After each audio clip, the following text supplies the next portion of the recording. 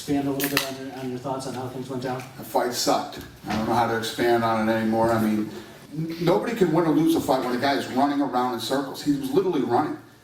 You know, I had some guys who were, you know, fans on Twitter and saying whatever, great footwork. This isn't Dancing with the Stars. You know what I mean?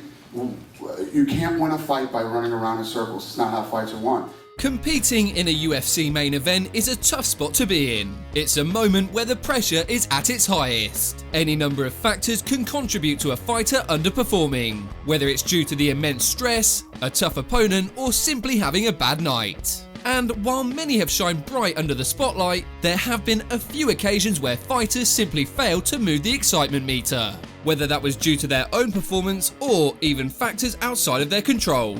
So for this video, we'll be taking a look at a list of times in which main event fighters struggle to deliver a fan-pleasing performance. As always, if you guys enjoy this video, then please be sure to let me know by leaving a like and subscribing to our channel. Now without further ado, and ranked in no particular order, let's take a look at 10 of the worst main events in UFC history. Number 10.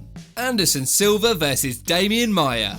UFC 112 saw middleweight champion Anderson Silva look to make his 6th title defense against rising contender Demian Maia. Heading into the fight, Silva entered as a massive favourite, having won all 10 of his fights inside the UFC. So it was no surprise that he was looking to make Maia number 11. In theory, it was an exciting matchup between two totally different styles. You had the dynamic striker versus the submission specialist. In reality, it turned out to be one of the worst bouts in title fight history. While you could make an argument that Maia at least tried to win the fight, you could not say the same for Anderson Silva. Rather than engage, Silva spent most of his time running around the cage and mocking Demian Maia. It even got so bad that the referee actually threatened to deduct points from Silva. While Silva may have gone on to win by a unanimous decision, his antics certainly didn't help him win any favour with the fans, with UFC President Dana White even saying he was embarrassed by the behaviour and that he refused to wrap the belt around Silva's waist. Number 9. Randy Couture vs VITOR Belfort 2.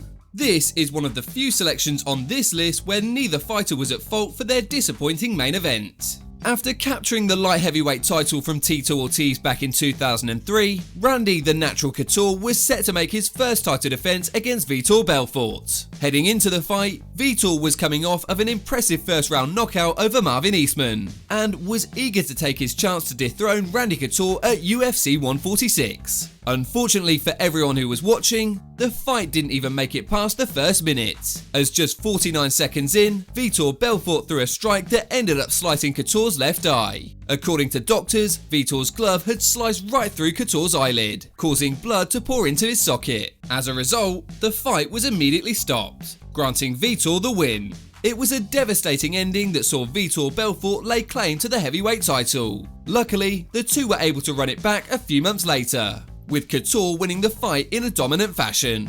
Number 8. Yair Rodriguez vs Jeremy Stephens 1. Like Randy Couture vs VITOR Belfort, this is another selection where neither fighter was to blame for their unfortunate ending. The main event of UFC Fight Night 159 featured a highly anticipated showdown between UFC vet Jeremy Stephens and rising talent Yair Rodriguez. The two knockout artists were set to throw down in Mexico City, with the winner moving one step closer to a featherweight title shot. What was supposed to be an exciting fight ended up having one of the worst outcomes in recent memory, as just 15 seconds into the match, Stephens found himself on the receiving end of an eye poke from Rodriguez. Per the rules, the fight was stopped and Stephens was given a total of 5 minutes to recover. However, even after a 5-minute wait, Stephens still couldn't open his eye. The referee gave no choice but to call a stop to the fight, and the bout was ruled a no contest. Needless to say, fans were furious with the outcome, and could even be seen hurling objects into the octagon as well as at the fighters. Number 7. Tyron Woodley vs Stephen Thompson 2. Before it even began, UFC 209 got off to a disappointing start, when it lost its co-main event between Khabib Nurmagomedov and Tony Ferguson. The only fight that was really holding the card together was the main event, which featured a rematch between welterweight champion Tyron Woodley and Stephen Thompson. While UFC 209 delivered some exciting moments, the main event was certainly not one of them. Knowing the danger that each one presented, it looked as though both fighters were hesitant to engage. It got off to a painfully slow start in round 1, where a total of only 6 strikes were thrown. What followed were extended periods of inactivity, as both fighters appeared unwilling to make the first move. The slow pace continued for all 25 minutes, with each fighter throwing only a handful of strikes during their 5-round showdown. Although Woodley came inches away from a knockout in the final minutes of round 5, he was unable to steal the finish. And when it was all said and done, Woodley walked away with the majority decision win in one of the worst title fights in UFC history. Number 6. Israel Adesanya vs Yoel Romero. Whether Romero even deserved to be fighting for a title against middleweight champ Israel Adesanya was a question on many of our minds. However, given the excitement factor that Romero brings to the table, most of us were ready to ignore any blemishes on his record. Both Adesanya and Romero are two of the most dangerous fighters in the division. Out of their combined 31 wins, 25 of those had ended by way of knockout. So when these two were set to collide in the main event of UFC 248, the chances of a finish were high. What resulted was both a bizarre and rather disappointing fight. The problem was, both Adesanya and Romero continuously waited for the other one to make the first move, which resulted in neither of them taking any real initiative. While Romero covered up and refused to take the lead, Adesanya decided to play it safe and attack the leg of Romero. The exchanges between Romero and Adesanya were few and far between, and what few strikes did land were rarely followed up. The lack of activity was met with an uproar of boos from the crowd, which continued all the way until the final bell. While the judges weren't left with much work to do in terms of scoring, they awarded Adesanya the win in both a close and uneventful fight. Number 5. Rashad Evans vs Rampage Jackson. The main event of UFC 114 held one of the biggest grudge matches in UFC history, between former light heavyweight champions Rashad Evans and Rampage Jackson. Not only was there plenty of bad blood during the build-up, the winner was also promised the next shot at the light heavyweight title. So naturally, the stakes were high. Objectively speaking, it may not be the worst performance fans have ever seen. However, I think it's safe to say that this fight didn't live up to the hype.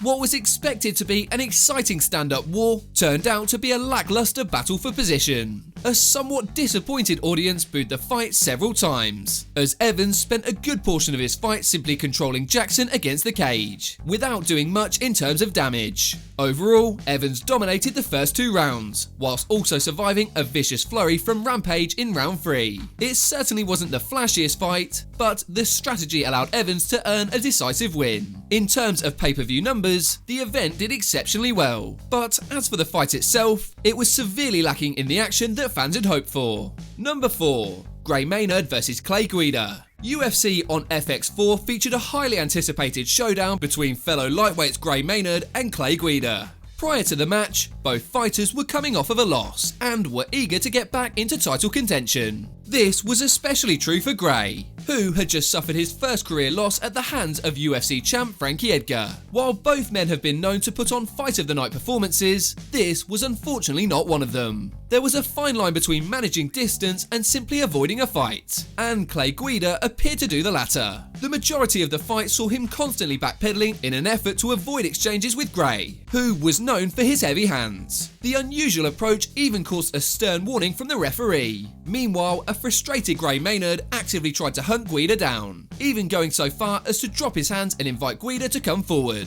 After a painful 5 rounds of almost no contact, MAYNARD had at least shown enough aggression in the eyes of the judges to earn a split decision win. Number 3. Anderson Silva vs THALES LEITES. By the time UFC 97 took place, middleweight champion Anderson Silva was at the peak of his career. At the time, he was riding a 9-fight winning streak, with all of those wins coming by way of stoppage. Meanwhile, LEITES was on a 5-fight winning streak of his own, and looked to be a serious title contender. While the fight seemed like a good matchup on paper, the reality turned out to be very different. Rather than engage in a stand-up battle with Silva, the submission specialist instead chose to fight off his back.